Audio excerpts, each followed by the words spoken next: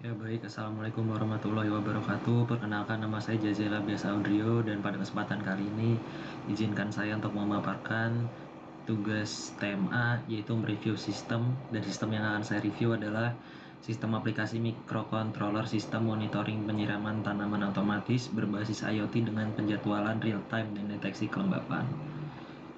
Oke, langsung saja masuk ke deskripsi alat. Jadi sistem ini merupakan alat penyiram tanaman otomatis berbasis IoT yang menggunakan microcontroller Node MCU ESP8266 sebagai pusat kendali. Alat ini menerapkan dua metode penyiraman, yaitu secara otomatis saat sensor mendeteksi tanah kering dan secara terjadwal menggunakan modul RTC DS1307. Dan pengguna dapat memantau kelembapan tanah dan mengontrol pompa air secara jarak jauh melalui aplikasi Android yang terhubung ke database Firebase. Selain itu, sistem ini dilengkapi layar LCD 16x2 yang menggunakan antarmuka I2C untuk menampilkan status kelembapan dan waktu secara lokal. Dan untuk komponennya, yang pertama microcontroller Node MCU ESP8266 sebagai pusat kendali dan sensor analog, sensor soil moisture YL69 untuk mendeteksi kadar air tanah, dan yang ketiga device serial sinkron 1 I2C modul RTC DS1307 untuk menyimpan dan menghitung waktu atau jam secara real time, dan yang keempat device serial sinkron 2 I2C LCD 16x2 dengan modul I2C untuk menampilkan status waktu dan kelembapan secara lokal, dan yang selanjutnya adalah aktuator digital modul relay 1 channel 5 VDC saklar elektronik untuk pompa.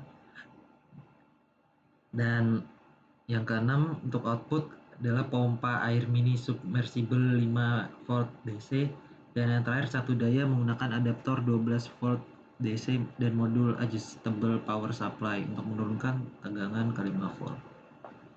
Lalu mungkin kita bisa langsung aja masuk ke diagram blok.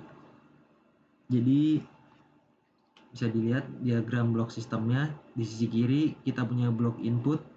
Jadi sensor soil moisture mengirim data analog ke pin A0 Node MCU, dan di saat yang sama modul RTC mengirim data waktu yaitu jam dan menit melalui komunikasi I2C, dan data tersebut diproses oleh Node MCU. Dan microcontroller akan membandingkan apakah tanah kering dan apakah sekarang sudah waktunya menyiram. Jika kondisinya terpenuhi, Node MCU langsung mengirim sinyal ke blok output, yaitu relay untuk menyalakan pompa air.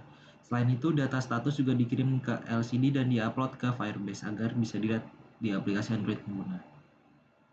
Dan skematik rangkaian bisa dilihat untuk pin D1 pada Node MCU berfungsi sebagai serial clock, dan pin D2 berfungsi sebagai serial data, dan kedua pin ini terhubung ke LCD dan RTC secara bersamaan. Jadi inilah keunggulannya I2C, dan sementara itu relay terhubung ke pin digital D5 untuk mengontrol daya ke pompa air.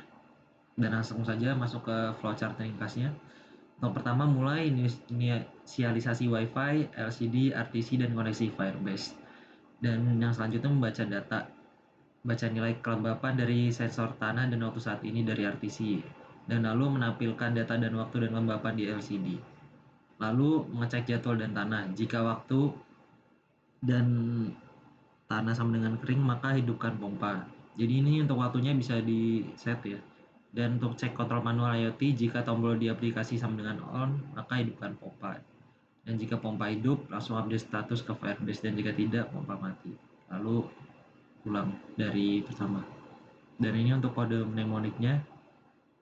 Dan untuk operasi fungsional sistem, saat alat dinyalakan, Node MCU menghubungkan diri ke jaringan Wi-Fi dan melakukan sinkronisasi dengan server Firebase. Secara bersamaan, Node MCU mengakses modul RTC melalui jalur komunikasi I2C untuk mendapatkan waktu yang presisi, dan sistem terus-menerus membaca nilai resistansi tanah melalui sensor FC69 atau YL69. Jika tanah kering, resistansi tinggi dan tegangan output sensor meningkat. Jika waktu menunjukkan pukul 7 atau pukul 5 seperti yang tadi ya.